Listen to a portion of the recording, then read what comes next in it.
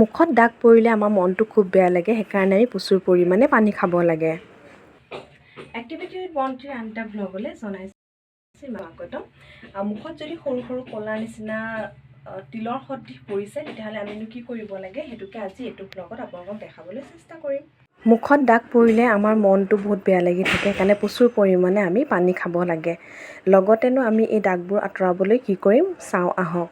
আমি প্ৰথমতে আলু এটা লৈ তাৰ ৰস 1 চামুচ উলিয়াই ল'ম আৰু লগতে আমি নেমু 1 চকল লৈ নেমু ৰস উলিয়াই মুখত সপ্তাহত 2বাৰকৈ সানিম।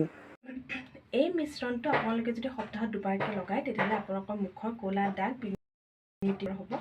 আলুৱে যেনেকৈ দাগবিলাক মুখৰ পৰা আঁতৰ কৰাত আমাক সহায় কৰে, তেনেকৈ নেমুও আমাৰ দাগবোৰ আঁতৰ কৰাত সহায় কৰে।